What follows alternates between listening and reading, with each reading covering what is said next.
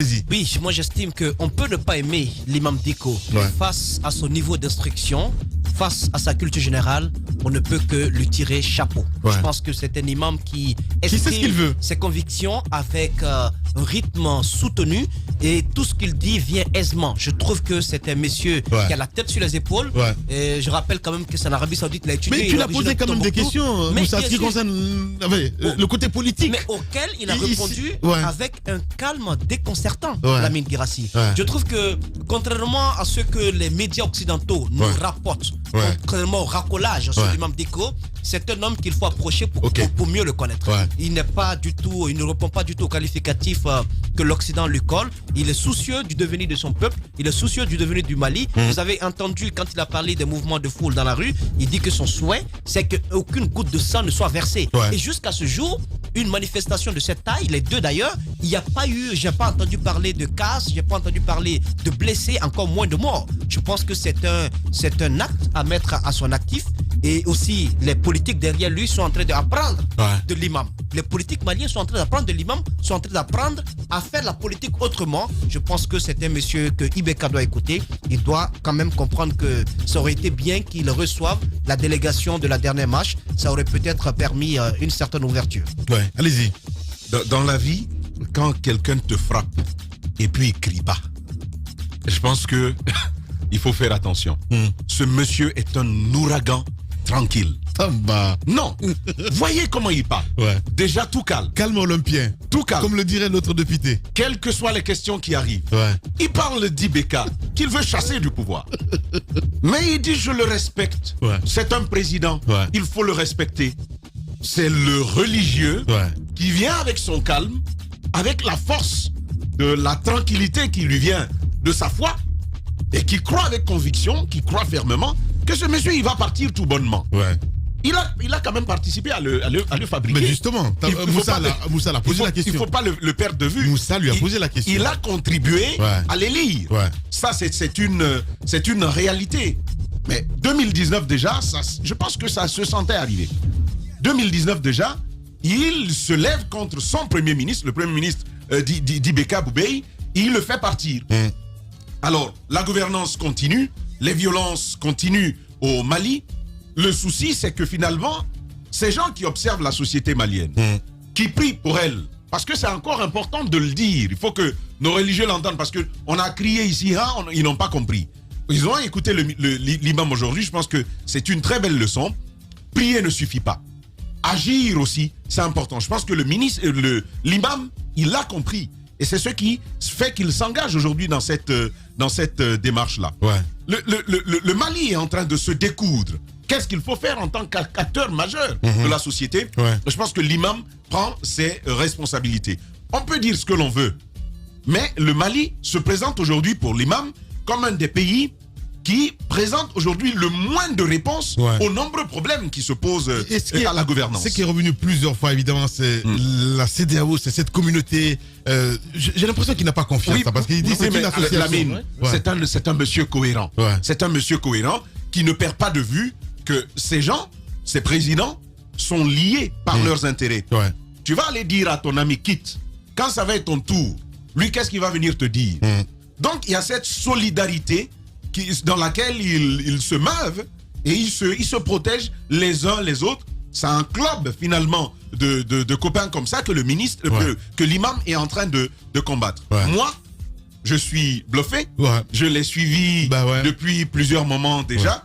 Mais encore une fois, nous avons la preuve que le religieux peut servir à la fin. Je ne dis pas à la politique, mais à la finalité de la politique.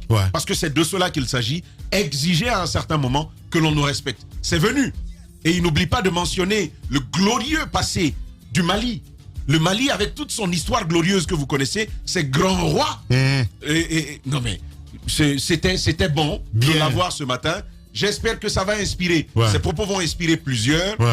Tous ceux qui se lèvent et qui se battent, je pense que la plus grande leçon aujourd'hui, contre nos opposants, la plus grande leçon, c'est de dire à tous les opposants qu'on peut mener un combat fort, rigoureux, sans insulter. C'est bien possible. C'est bien possible. Allez-y. la maturité, c'est très important. Absolument. Voilà. Parce que, allez-y. Oui, on pense que celui qui insulte, c'est lui l'homme. Non, pas du tout. Première des choses, je suis entièrement d'accord avec lui quand il dit nous sommes imams, nous sommes religieux, mais nous avons le même peuple en partage avec les politiques. Je crois, moi je l'ai dit ici une fois lorsque il y avait crise en Guinée, puis nos religieux croisaient les bras, ils ont attendu que les violences commencent avant de faire des déclarations. Vous ne pouvez pas vous contenter seulement de diriger les prières à l'église et à la mosquée. Si votre peuple ne mange pas bien, si votre peuple n'est pas en sécurité, vous avez le droit d'exiger des réponses des politiques. Je pense que ça c'est faisable et l'imam est en train de le montrer. Il n'est pas le premier à l'avoir fait. Il y a d'autres qui l'ont fait dans certains pays comme l'Afrique du Sud. On a pu, n'est-ce pas, le voir. Maintenant, l'autre chose qui me réjouit un peu dans sa communication, c'est qu'il ne ferme pas la porte. Parce qu'il est conscient que le fait de pousser le fait de pousser IBK à la porte n'est pas la solution. Là, il est conscient de cela. Il l'a dit. Et il l'a dit. Parce que c'est un saut dans l'inconnu. Qu'il faut éviter un saut dans l'inconnu. Parce que si on le chasse maintenant, comme on a fait en 2012 avec ce coup d'État le plus idiot, comme on le qualifie, qui a fait partir ATT alors que lui-même il avait dit qu'il irait tranquillement, il n'allait pas renouveler son mandat, on risque d'avoir, n'est-ce pas, des soucis.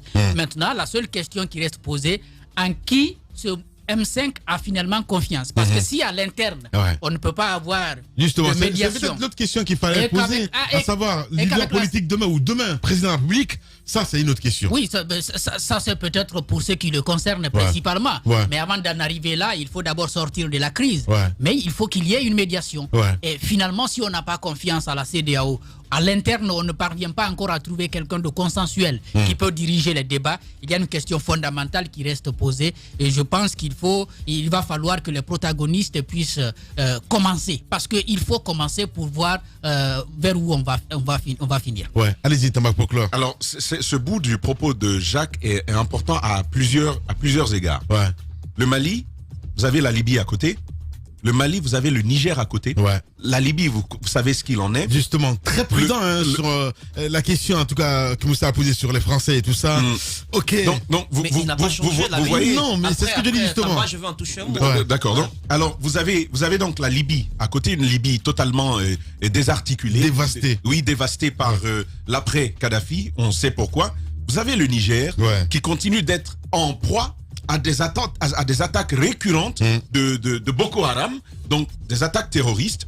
Vous avez de l'autre côté le Tchad où depuis plusieurs années, Idriss Déby Itno mène un véritable combat contre, j'ai envie de dire... Il allait même sur le terrain, j'ai vu les images. Donc c'est vraiment un Sahel déstabilisé que vous avez autour du Mali. D'ailleurs, Sahel auquel participe le Mali. L'organisation sous-régionale peine à avoir de l'élan. Et le Mali, avec plusieurs intérêts en jeu par ailleurs, des intérêts parfois antinomiques. Vous avez la France qui est obligée de protéger le Mali, pour préserver ses intérêts au Niger, par exemple. Il a parlé aussi avec l'uranium. Mais non, il y a beaucoup de monde, sincèrement. Il y a tout ça autour. Et donc, la question, elle est entière au Mali. On peut chasser IBK.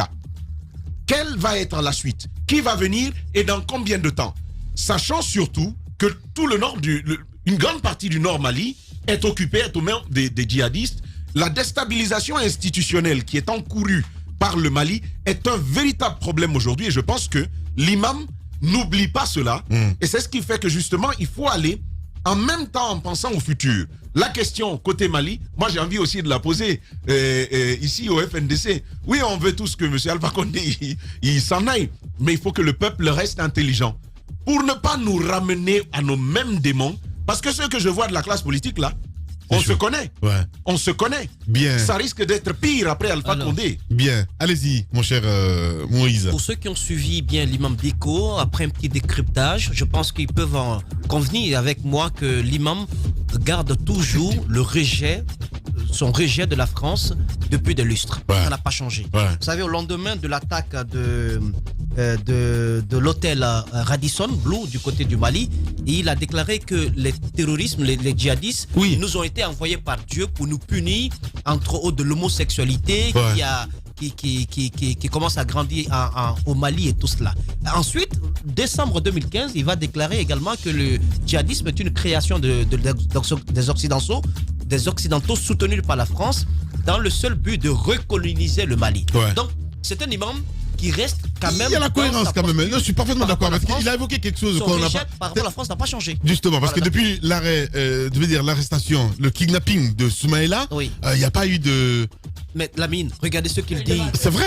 Il n'y a pas eu de demande de rançon, c'est bizarre. En même temps, dans ses dernières paroles, vous sentez qu'il a une petite idée de ceux qui détiennent Soumaïla Cissé.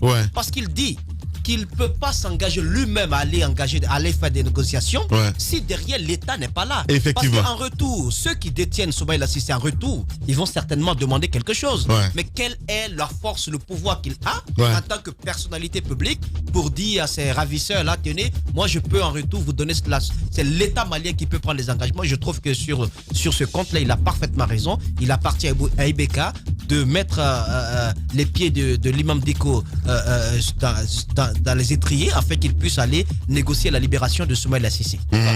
Allez, c'est comme ça, on se quitte.